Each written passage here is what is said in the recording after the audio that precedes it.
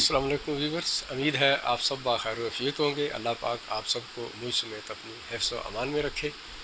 سامعین محترم، آج بات کریں گے عمران خان صاحب کے اقتدار سے متعلق۔ تو 10 اپریل 2022 کو جناب پرائم منسٹر پاکستان عمران خان صاحب کو مسند اقتدار سے فارغ کر دیا گیا۔ یوں جناب عمران خان صاحب 3 سال اور 8 ماہ کا عرصہ گزارنے کے بعد فارغ ہوئے۔ عمران خان صاحب اگست 2018 میں آئے تھے اور یوں اپریل 2022 میں گھر چلے گئے۔ اس طرح جو جمہوری عمل کے 5 سال عموماً دیے جاتے ہیں، جو ایک ٹینیور 5 سال کا ہوتا ہے، وہ پورا نہیں کر سکے۔ اور مزے کی بات یہ کہ جناب عمران خان صاحب 22ویں پرائم منسٹر ملک پاکستان کے بنے تھے، اور 2022 میں ہی عمران خان صاحب کو فارغ کر دیا گیا۔ اور ایک اور 22 کا ان کے ساتھ جڑا ہوا ہے کہ جناب عمران خان صاحب کی ایفرٹ 22 سالہ تھی، جو جد و جہد کر کے وہ اس مسند تک پہنچے۔ تو وجہ اس کی بے شمار ہیں، لیکن ہم پہلے بات کر رہتے ہیں کہ عمران خان صاحب کے پاس مینڈیٹ تو تھا نہیں، وہ ایک کولیشن گورنمنٹ کے طور پہ چلے۔ ان کے ساتھ ایم پی ایم تھی، بی اے پی تھی، جی ڈی اے تھی، اے ایم ایل تھی، پی ایم ایل کیو تھی، معذرت، انڈیپینڈنٹ تھے، اور جے ڈبلیو پی تھی۔ اس طرح یہ کچھ بہت ساری جماعتوں کا ایک اتحاد تھا۔ بہرحال اس میں جو مین ریزن ہے وہ تو میں بعد میں ڈسکس کروں گا۔ اور یہ آئے تھے ایک خاص منشور کے تحت، جیسا کہ آپ کو یاد ہے کہ 2018 سے پہلے عمران خان صاحب نے جو تحریک نواز شریف صاحب کی حکومت کے خلاف چلائی، وہ سب کے سامنے ہے، کسی سے ڈھکی چھپی نہیں ہے۔ پھر 126 دن کا عمران خان صاحب نے تاریخی دھرنا دیا، اور جو وعدے وعید عمران خان صاحب نے کیے اور جو لوگوں کو سبز باغ دکھائے، ان میں سے کچھ لوگوں نے ان کی اس بات کے ساتھ اتفاق کیا، یا یہ کہہ لیں کہ اعتماد کیا، اور عمران خان صاحب کے ساتھ چلے۔ یوں 2018 میں الیکشن ہوئے، اور اگرچہ وہ الیکشن متنازع تھے، لیکن چونکہ ایک سیٹ اپ بنا، اور اس سیٹ اپ میں عمران خان صاحب کو حکومت ملی۔ عمران خان صاحب نے جب سٹارٹ کیا تو ان کا منشور جو مین تھا وہ 3 4 5 چیزیں تھیں۔ پہلے نمبر پہ ان کا یہ تھا کہ کرپشن، ایک انہوں نے جو بیانیہ بنایا ہوا تھا یا جو سٹینڈ لیا ہوا تھا کرپشن کا، وہ جب بھی اپوزیشن کا ذکر کرتے تھے تو چور اور کرپٹ لوگ ان کو بولتے تھے، اور اس سلوگن کے ساتھ عمران خان صاحب کو لوگوں نے منتخب کیا۔ اگرچہ ہم لوگ جانتے تھے، ہمیں اندازہ تھا کہ عمران خان صاحب صرف یہ زبانی جمع تفریح کر رہے ہیں، یہ کر کچھ نہیں سکیں گے، کیونکہ ایک کرکٹر کی اتنی ایبیلٹی ہی نہیں ہوتی، وہ اس پوزیشن میں نہیں ہوتا کہ وہ حکومت کے انصرام بطریق احسن چلا سکے۔ لیکن چونکہ یہ بھی ایک رجیم چینج ہوتی ہے، اور اس کے پیچھے جو ہوتے ہیں وہ آپ بہتر جانتے ہیں، جیسے تیسے کر کے حکومت بنی، اور عمران خان صاحب نے کہا کہ جی میرا سب سے پہلا جو کام ہوگا، یعنی جو ان کا نعرہ تھا وہ کرپشن کا تھا۔ اس کے بعد انہوں نے دوسرا جو ٹارگٹ رکھا ہوا تھا وہ احتساب کا تھا۔ اس کے بعد مہنگائی، اور پھر بے روزگاری، پھر فلاحی ریاست، اور آخر پہ الیکشن ریفارم۔ یہ ان کے چیدہ ٹارگٹ تھے، یا یہ کہہ لیں کہ ان کے منشور کا حصہ تھے۔ اب اگر ہم ایک ایک کا ذکر کریں، میں چیدہ ذکر کر دیتا ہوں، ڈیٹیل میں نہیں جاتا ہوں، پرفارمنس وائز۔ تو اوورآل اگر ایک لائنر آپ یا ایک ورڈ کے طور پہ کہا جائے تو عمران خان صاحب کی performance through out the tenure یا تھرو آؤٹ دا پیریڈ پور رہی۔ لیتے ہیں کرپشن کو۔ کرپشن میں عمران خان صاحب کی دور حکومت میں بجائے کمی آنے کے، جو ان کا مین سلوگن تھا اور جس کو وہ بڑے زور و شور سے وہ پیش کرتے تھے عوام کے سامنے، تو اس میں وہ بری طرح ناکام رہے۔ ایک سروے جو ٹرانسپیرنسی انٹرنیشنل کا ہے، اس کی رپورٹ کے مطابق میں آپ کو 2018 سے 2022 کے اعداد و شمار بتا دیتا ہوں۔ یہ کوئی 180 ممالک کا سروے کیا گیا اور اس میں 180 میں سے 2018 کی میں بات کر رہا ہوں، 180 میں سے ہمارا نمبر تھا 117، یعنی ہم 63ویں نمبر پر تھے۔ پھر اسی طرح 2019 کی اگر بات کریں تو 180 ممالک میں سے ہمارا 120واں نمبر تھا، ہم 60ویں نمبر پہ تھے۔ پھر اگر ہم آگے چلیں 2021 کی بات کریں تو 180 میں سے ہمارا نمبر 124 تھا، یعنی ہم 56 نمبر پہ تھے۔ آپ دیکھتے جائیں کہ ہماری پوزیشن کیا یعنی گرتی جا رہی ہے، حالات کیا بنتے جا رہے ہیں۔ پھر آگے دیکھیں 2022 میں 180 میں سے ہم 140ویں نمبر پہ تھے اور یوں 40 درجے ہم جو ہے نا وہ گرے، یہ اوپر گئے، یعنی یہ ہماری کوئی سچویشن بنتی جا رہی ہے، بڑھتا ہی جا رہا ہے یہ ریشو، کمی نہیں آئی ہے بلکہ بڑھتی ہی گئی ہے۔ تو یہ تو ایک سروے کی بات کی ہے۔ اس کے بعد اگر ہم گراؤنڈ پوزیشن دیکھیں تو وہ ایک بہت لمبی فہرست ہے۔ اس سے پہلے بہت سارے لوگوں نے بھی مختلف قسم کے ویلاگز بھی کیے، میرے بھی سابقہ ویلاگ آپ دیکھ سکتے ہیں اس کے اوپر۔ تو ابھی بات کرتے ہیں ہم احتساب کی۔ اگر ہم احتساب کی بات کریں تو اوورآل یہ کہہ سکتے ہیں کہ یہ یک طرفہ احتساب تھا اور یہ بھی تنزلی کا شکار ہوا۔ اس میں زیادہ تر انتقام نظر آیا اور اپوزیشن کے اراکین پر جھوٹے مقدمات بنائے گئے۔ اگر میں ان میں سے چیدہ گنوں یا کچھ مقدمات گنوں تو آپ اندازہ کر سکتے ہیں، گوگل کر سکتے ہیں، یا کچھ تو آپ کے سامنے بھی اعداد و شمار ہوں گے۔ یہ ساری انتقامی کارروائیاں تھیں اور جھوٹے قسم کے کیس تھے کچھ، اس پہ اپوزیشن کے لوگوں کو گرفتار کیا گیا اور پھر کچھ نہ ملنے پر ان کی رہائی ہوئی، وہ باعزت طور پر بری بھی ہوئے۔ تو یہ کوئی نیک شگون نہیں ہے، یہ بدنامی کا باعث ہوتا ہے اور اس سے ظاہر ہوتا ہے کہ یہاں انتقامی کارروائی کار فرما تھی۔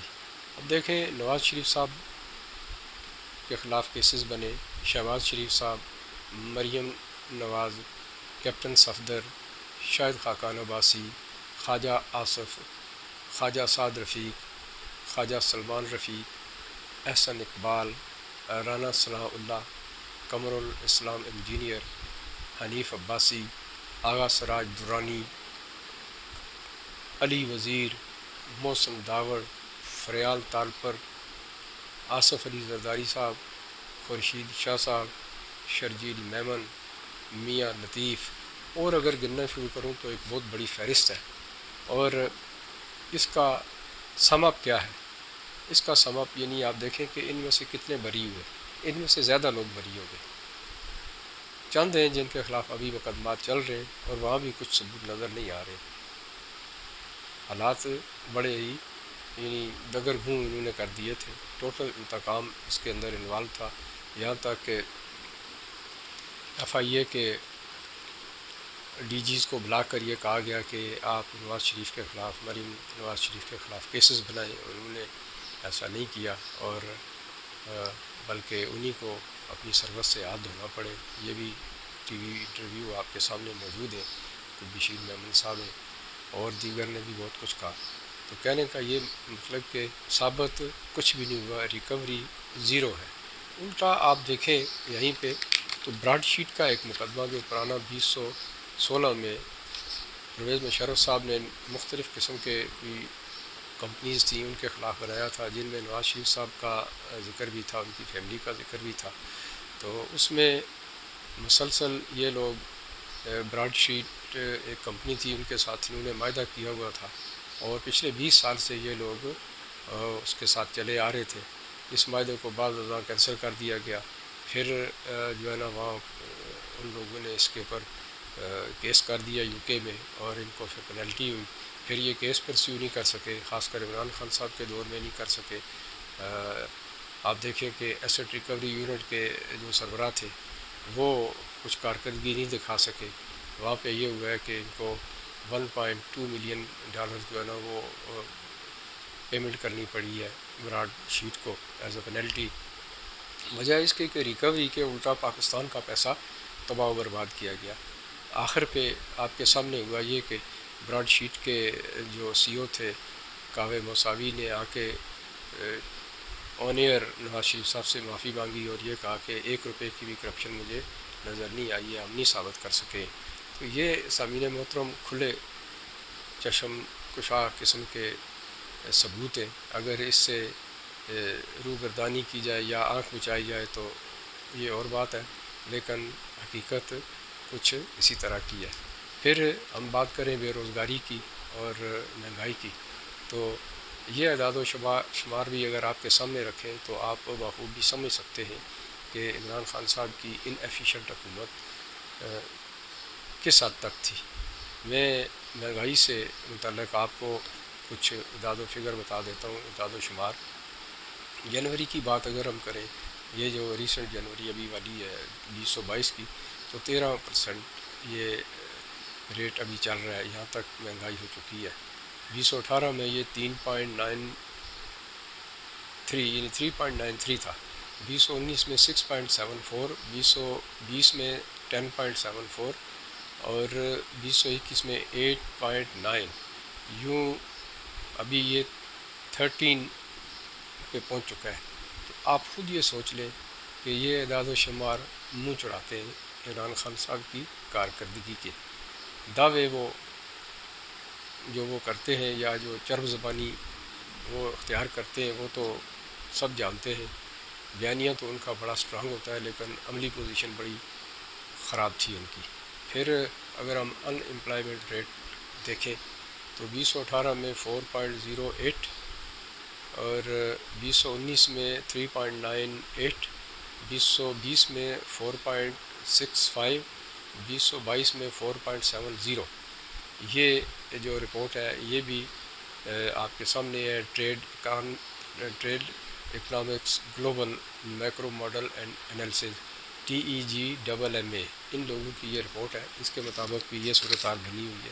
پھر اگر ہم آگے چلیں ان کے الیکشن ریفارم کا ذکر کریں تو الیکشن ریفارم جو عمران خان صاحب نے 4 حلقوں کا ذکر کیا تھا، اور ان 4 حلقوں کو بیس بنا کر عمران خان صاحب نے پورے ملک کو اس وقت ہاسٹیج کیا ہوا تھا.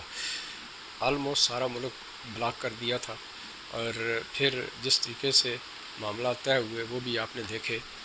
اور اس کے بعد چاہیے تو یہ تھا کہ عمران خان صاحب کو ایک مستقل انداز میں الیکشن ریفارم کرنا، لیکن بدقسمتی سے ان کی پوری توجہ انتقامی کارروائی پر رہی، اور وہ ایک ضدی انسان کے روپ میں سامنے آئے. انہوں نے اپوزیشن کے خلاف کیسز بنائے، جھوٹے کیسز بنائے، جس کی میں نے آپ کو کچھ تفصیل بتا دی، اور یہ الیکشن ریفارم دھری کی دھری رہ گئی. آپ دیکھیں کہ ایک EVM مشین ان لوگوں نے، ان کا یہ کارنامہ ہے کہ ایک EVM مشین، وہ بھی آج سے 20 سال قبل یورپین کنٹریز استعمال کر چکی ہیں، اس کو ریجیکٹ کر چکی ہیں. 23 ممالک میں اس کا تجربہ کیا گیا، جن میں سے 17 ممالک نے اس کو ریجیکٹ کیا. پھر اس کے بعد الیکشن کمیشن آف پاکستان کے سامنے جب یہ EVM مشین پیش کی گئی انسپیکشن کے لیے، تو اس کے اوپر 22 پوائنٹ یا 22 آبزرویشنز رکھی گئی، جو حکومت وقت ثابت نہیں کر سکی ہے، آج تک نہیں کر سکی ہے. تو آپ خود سوچیں کہ یہ ایفیشنسی ہے، یہ کارکردگی ہے. تو پھر اس کے بعد اگر ہم دیکھیں مختصر طور پر، اگر اوورآل جائزہ لیں تمام شعبہ ہے زندگی کا، تو عمران خان صاحب کی حکومت کی کارکردگی ہر شعبے میں زیرو رہی ہے. کوئی خاطر خواہ یا یہ کہہ لیں کہ کچھ اچھے فگر یا اعداد و شمار اس میں نظر کہیں نہیں آتے. تو اس پر یہ ہوا ہے کہ ایک تو ملک میں بے روزگاری عام ہو گئی، مہنگائی میں اضافہ ہو گیا، ڈالر آپ کا اس وقت 185 186 کے اوپر کھڑا ہے. آپ خود اندازہ لگا لیں پیٹرول آپ کا 150 سے اوپر چلا جا رہا ہے.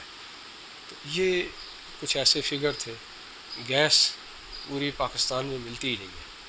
یہ عجیب قسم کی کشمکش بنی ہوئی ہے, عجیب قسم کا نظام بنا ہوا ہے. لوگ پریشان حال تھے اور اس کو پھر آخر کار اپوزیشن نے مل کر سر جوڑ کر اس کے اوپر سوچا کہ کیونکہ اپوزیشن بھی آدھی گورنمنٹ ہوتی ہے اور اس کی جمہوریت میں بڑی ویلیو ہوتی ہے, اور اپوزیشن سے بھی یہ پوچھا جاتا ہے کہ آپ اپوزیشن کر رہے تھے تو آپ نے کیا انڈیکیٹ کیا. تو اپوزیشن نے جب عمران خان صاحب کے سامنے یہ اعداد و شمار رکھے ہیں, جب پوچھا عمران خان صاحب سے, تو عمران خان صاحب نے بجائے اسے تسلیم کرنے کے یا اس کے اندر کوئی بہتری لانے کے, انہوں نے ایک محاذ بنا لیا اور اپوزیشن کے خلاف مختلف قسم کی زبان اختیار کی. انہیں برا بلا کا القاب و اداب, بڑے برے قسم کے الفاظ ادا کیے, ذاتی طور پر ان کے اوپر اٹیکس کیے, اور بجائے اس کے کہ ریفارم کرنے کے, بہتری کی طرف جانے کے, جلسے جلوس کر کے تو عوام کو مشتعل کیا. عوام کو جو ہے نا وہ خاص کر پی ٹی آئی کے عوام, ان لوگوں کو مشتعل کیا, اور نتیجہ یہ نکلا کہ ہر طرف قسم پرسی کی حالت بن گئی اور حالات ملک کے خراب ہونا شروع ہو گئے. لیکن اپوزیشن نے سب سے پہلے تو احتجاج جو جمہوری حق ہے وہ استعمال کیا, لانگ مارچز کیے, لیکن عمران خان صاحب کے کان پر جوں تک نہیں رینگی. اس کے بعد اپوزیشن نے یہ سوچا کہ اس طرح تو نظام نہیں چلتا ہے, کبھی کچھ عملی اقدامات کیا جائے. آخر کار انہوں نے جنوری 2022 میں یہ پلان بنایا کہ اب عملی طور پر ان کے خلاف تحریک عدم اعتماد پیش کرتے ہیں. اور آپ دیکھیں کہ جب یہ سلسلہ ہوتا ہے تو عمران خان صاحب 6 مارچ کو جو ہے نا ایک جلسہ کرتے ہیں میلسی میں.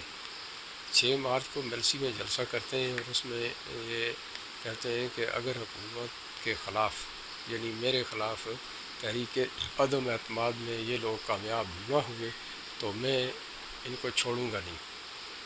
اس کے اندر آپ نے یہ بھی دیکھا ہوگا کہ آصف علی زرداری صاحب کے لیے ان کے جو الفاظ تھے کہ یہ میرے نشانے پر ہیں وغیرہ وغیرہ, اور بہت کچھ تھا. تو اس کے بعد 8 مارچ کو اپوزیشن نے بالآخر ریکوزیشن جمع کروا دی. جب 8 مارچ کو ریکوزیشن جمع کروائی ہے تو حکومت وقت نے لیت و لال سے کام لیا. اس دوران ہوا یہ کہ جب نمبر گیم کا سلسلہ آیا, جوڑ توڑ جب شروع ہوئے, تو لوگ عمران خان صاحب کی حکومت سے ویسے بھی تنگ آئے ہوئے تھے, اور ان کے اپنے اتحادی بھی ان سے تنگ تھے, اور پھر ان کی اپنی پارٹی کے اراکین وہ بھی ان سے تنگ آ چکے تھے کہ ان کی پالیسی ایسی اس طرح کی پالیسیاں تھیں کہ وہ ملک کو نقصان ہی دے رہی تھی. تو اس کے اوپر ان لوگوں نے عمران خان صاحب سے علیحدگی کا پروگرام بنایا, اور یوں وہ اپوزیشن کے ساتھ جا ملے. اپوزیشن کو جب یہ کلیئر ہو گیا کہ ان کے اراکین زیادہ ہیں تو انہوں نے شو کرنا شروع کر دیے, ٹی وی کے اوپر بھی آئے, اپوزیشن کے ساتھ وہ جو ہے نا ان کی میٹنگز بھی ہوئیں, اور پھر ٹی وی انٹرویوز بھی ہوئے. جب یہ سارا معاملہ عمران خان صاحب کو نظر آیا کہ اب تو گنجائش نہیں ہے, تو عمران خان صاحب نے پھر اونچے ہتھ کنڈے استعمال کرنا شروع کر دیے. کبھی جا کے ان کے گھروں کے سامنے احتجاج کروائے, اور کبھی ان کے لیے برے القاب استعمال کیے, کبھی ان کو دھمکیاں دیں. بہرحال یہ سلسلہ چلتا رہا, اور آخر پہ یہ ہوا کہ 3 اپریل کو ووٹنگ کی ڈیٹ مقرر ہوئی کہ 3 اپریل کو ووٹنگ کریں گے. لیکن بدقسمتی سے 3 اپریل کو ہوا یہ کہ اسپیکر قومی اسمبلی نے ایک ایجنڈے کے تحت وہ ڈپٹی اسپیکر کے حوالے ڈائس کر دی, اور خود نہیں آئے. ڈپٹی اسپیکر قاسم سوری تھے. قاسم سوری نے ایک پری پلان اسکرپٹ کے تحت انہوں نے آ کے سب سے پہلے پوائنٹ آف آرڈر لیا فواد چودھری صاحب سے. فواد چودھری صاحب نے آرٹیکل 5 کا ذکر کیا, اور ایک سازش خط جو تھا وہ اس کو سامنے لے آئے, جو کہ 27 مارچ کو عمران خان صاحب نے ایک جلسے میں لہرا کر بتایا تھا کہ میرے حکومت کے خلاف سازش ہو رہی ہے, اور امریکہ اس کے اندر پہلے تو نام ہی نہیں لیا، لیکن وہ بعد میں نام لیا کہ جی وہ ملوث ہے، اور اوپر سے یہ کہ ہمارے اپنے لوگ ملوث ہیں اپوزیشن والے اس کے اندر.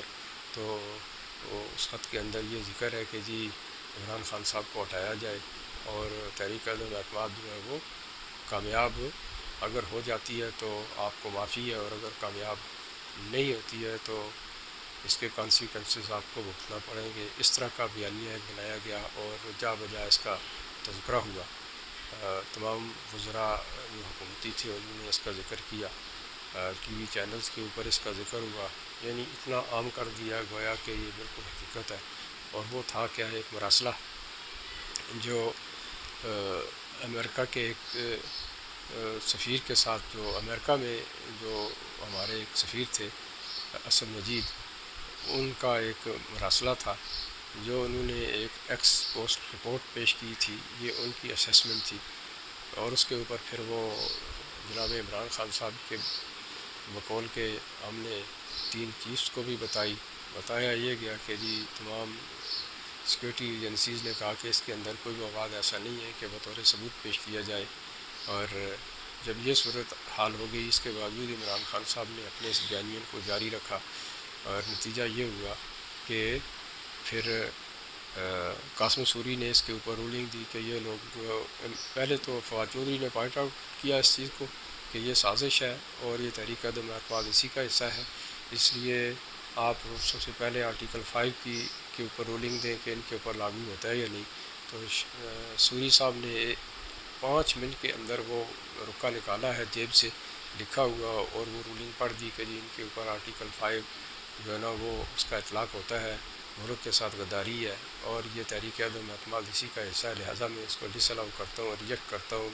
اور آخر پہ ایک پیغام جس طرح کوئی پڑھ کے جاتے ہیں، اور آخر پہ من جانب کا ذکر ہوتا ہے، تو اس کا اسد عمر صاحب کا نام لے کے چل دیے. اس کے اوپر اپوزیشن جو ہے نا وہ بڑی سیخ پا ہوئی، ششدر بھی ہوئی. بہرحال یہ ہے کہ ہوا یہ کہ سپریم کورٹ آف پاکستان نے اس کے اوپر ایکشن لے لیا. اور اچھا ایک اور بات یہ ہے کہ جب یہ ریجیکٹ ہو گئی تحریک عدم اعتماد، تو فوری طور کے اوپر عمران خان صاحب نے ایڈوائس بھیج دی صدر پاکستان کو. صدر پاکستان نے آنن فانن جو ہے نا وہ منظوری دے دی. یہ سارا کام ودن 30 منٹ ہوا. تو اس طرح اسمبلی بھی ڈیزالو کر دی گئی. اور جب یہ سارا سلسلہ ہو گیا تو اس کے اوپر کیونکہ یہ غیر قانونی اقدامات تھے سارے، سپریم کورٹ آف پاکستان نے اس کے اوپر سوموٹو ایکشن لیا. اور پھر آپ نے دیکھا کہ 3 اپریل سے آنورڈ یہ سلسلہ چلتا رہا. یہ ایک پوری ایک ڈیٹیل آپ کے سامنے موجود ہے. 5 دن لگاتار ہیئرنگ ہوئی ہے، اور اس کے بعد 9 مارچ کا دن مقرر ہوا سپریم کورٹ آف پاکستان کی طرف سے کہ جی اب آپ 9 اپریل 2022 کو 10 بجے پولنگ یا ووٹنگ کروائیں گے. لیکن ستم ظریفی دیکھیے کہ اسد عمر صاحب نے آ کے اجلاس چیئر کیا، اور ہوا یہ کہ حسب سابق ایک بدنیتی کے ایجنڈے کے تحت انہوں نے کوئی کارروائی نہیں کی. 6 ایجنڈے اس کے اندر شامل تھے، چوتھا نمبر اس کا تھا، لیکن وہاں لمبی لمبی تقریریں کروائی گئی، اور 12 بجے تک یہ سلسلہ چلا. اس کے بعد اس کو وائنڈ اپ کر دیا گیا، اور پھر یہ کہا کہ 9 بجے اجلاس ہوگا، لیکن 9 بجے بھی اجلاس نہیں ہوا. نتیجہ یہ نکلا کہ 11:30 بج گئے. 11:30 بجے پھر سپریم کورٹ آف پاکستان حرکت میں آئی. انہوں نے جب اپوزیشن نے یہ رپورٹ کیا کہ بھئی وہاں تو کچھ نہیں ہو رہا، سپریم کورٹ آف پاکستان رات کے 11:30 بجے ایکشن میں آئی ہے، اور پھر سپریم کورٹ اور ہائی کورٹ اسلام آباد کو حکم ملا کہ کھول دیا جائے. دونوں عدالتیں لگ گئیں، اور آپ نے دیکھا کہ پھر جب عمران خان صاحب کو اپنا ڈر اور خوف نظر آیا کہ اب تو بچنے کی کوئی امید نہیں ہے، وہ آخری گیم کی دھمکی وہ دیتے رہے، وہ سرپرائز کی دھمکی دیتے رہے، اور جب بھی سرپرائز آیا اس کے اوپر سوائے ہنسی کے کچھ چیز سامنے نہیں آئی ہے. یعنی اتنی ان ایفیشینٹ قسم کے اقدامات عمران خان صاحب کی طرف سے، اور ارسپانسبل قسم کے. پھر ہوا یہ کہ اسد قیصر صاحب کو انہوں نے عمران خان صاحب نے اپنی چیمبر میں بلا لیا، وہاں جان بوجھ کر ٹائم گین کرتے رہے، 11:30 بجے ان کو بھیجا، پھر انہوں نے آ کے اپنا استعفیٰ دے دیا، اور پھر جب استعفیٰ دے دیا تو پینل کے جو چیئرمین ایک سلسلہ ہوتا ہے اس کے تحت یاز صادق تھے، ان کو انہوں نے یہ ڈیوٹی سونپی، پھر یاز صادق نے آ کے اس کے اوپر جو ہے نا وہ ساری پروسیڈنگ چلائی، اور اس وقت جو ہے نا وہ 12 بج چکے تھے، آغاز کر کے پھر 4 منٹ کا وقفہ دے کر پھر 10 تاریخ کو 1 بجے یہ سٹارٹ ہوتی ہے۔ یہ آپ دیکھیں کہ رات کے پیر میں یہ سارا کام ہوتا ہے، پھر ووٹ آف نو کانفیڈنس اس کے اوپر بنتی ہے، پھر وہ سارا پروسیس مکمل ہوتا ہے، ووٹنگ ہوتی ہے، ووٹنگ ہونے کے بعد پتہ یہ چلتا ہے کہ جی 174 اراکین جو تھے ان لوگوں نے اس قرارداد کے حق میں ووٹ دیے، یوں عمران خان صاحب کے خلاف یہ تحریک عدم اعتماد 174 ووٹ سے پاس کر دی گئی۔ اس طرح عمران خان صاحب کا اقتدار ختم ہو گیا، اور یہ ساری ایک سٹوری تھی۔ آپ دیکھیں کہ اس دوران کافی ساری افواہیں بھی اٹھیں اور ایمرجنسی بھی لگی، یہاں تک کہ تمام ایئرپورٹس کو جو ہے نا وہ حکم دے دیا گیا کہ کوئی موومنٹ نہیں ہوگی، خاص کر سیاسی لوگوں کی، یعنی ایک پورے پاکستان کو پورا دن ان لوگوں نے ہاسٹیج بنائے رکھا۔ یہ ان کی کارستانیاں تھی۔ تو جب بات کرتے ہیں تو کہتے ہیں کہ جی ہم تو بڑے ہم ایفیشینٹ لوگ ہیں، بڑے ایماندار لوگ ہیں، اور جب پریکٹیکل دیکھتے ہیں تو اس قدر غیر آئینی اقدامات، گویا عمران خان صاحب آئین شکنی کی پاداش میں فرق کر دیے گئے۔ یہ سٹوری ہے جی آج تک کی۔ تو انشاءاللہ اس کے بعد دیکھتے ہیں کہ کل جو ہے نا وہ پھر اجلاس ہونا ہے، آج کچھ دیر کے لیے ہونا ہے، لیکن اس کے بعد کل ایک اجلاس ہوگا جس میں نیا قائد ایوان جو ہے وہ چنا جائے گا، جس کے چانسز زیادہ تر شہباز شریف صاحب کے ہیں۔ تو ملک کو اس طرح ایک نیا وزیر اعظم شہباز شریف صاحب کی صورت میں ملے گا۔ اب دیکھتے ہیں کہ جناب شہباز شریف صاحب جن کی گراؤنڈ کارکردگی جو ہے، پرفارمنس جو ہے وہ بڑی اس سے پہلے اچھی رہی ہے، ویل ریپیوٹیڈ قسم کے شخص سے، اب دیکھتے ہیں کہ وہ تو بحیثیت سی ایم تھے، اب بحیثیت پی ایم ان کو دیکھتے ہیں کہ ان کی ایفیشنسی کیسی نکلتی ہے۔ اور یہ کوئی کسی کے خلاف جانے کی بات نہیں ہوتی ہے، جو حقائق ہوتے ہیں وہ بیان کیے جاتے ہیں، اور ایک اویئرنیس کے طور پہ ایک پروگرام کیا جاتا ہے، یا یہ کہہ لیں ہم ویلاگ کرتے ہیں تاکہ ایک سم اپ آپ لوگوں کو ملے۔ تو دیکھتے ہیں کہ جناب شہباز شریف صاحب کیا کارکردگی دکھاتے ہیں۔ اگر ان کی کارکردگی بھی اسی طرح رہی تو یقیناً اسی طرح کی ویلاگز ان کے لیے بھی بنا کریں گے۔ اور ایک بات یہ کہ نیا پاکستان 2018 میں بنا تھا، اور اب 2022 میں نیا پاکستان اپنی موت آپ مر گیا۔ یہ آخری بات تھی۔ پاکستان تو بہرحال ایک ہی ہے، نہ وہ نیا ہے نہ وہ پرانا ہے، پاکستان پاکستان ہے۔ تو یہ اوچھے قسم کے عجیب قسم کے جو ہے نا وہ الفاظ بنائے جاتے ہیں، نیا پاکستان اور پرانا پاکستان، یوں ایک پارٹیشن بنائی جاتی ہے اور تقسیم کا عمل اسی طرح بنتا ہے۔ پاکستان ایک ہی ہے، اور وہ انشاءاللہ تا قیامت ایک ہی رہے گا۔ ہم بحیثیت پاکستانی فخر کرتے ہیں کہ ملک پاکستان اسلام کے نام پر بنا تھا، اور انشاءاللہ ملک پاکستان کے خلاف جس طرح کی بھی کوئی سازش کرے گا وہ کبھی کامیاب نہیں ہوگی۔ اسی کے ساتھ ہی اجازت دیجیے، اللہ نگہبان۔